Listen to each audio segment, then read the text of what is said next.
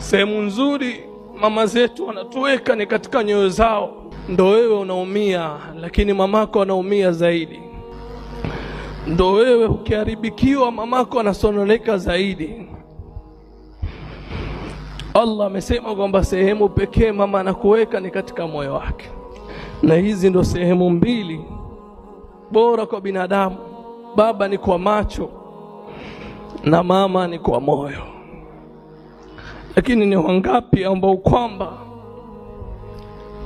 maneno yetu yanawaumiza wazazi wetu?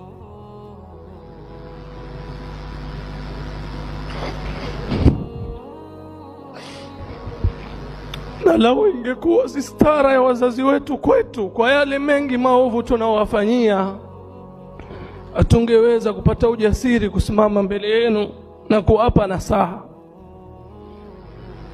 Tunamuomba Allah kama alivyotuwezesha kutoa nasaha hizi, atuwezeshe kufanyia kazi nasaha hizi.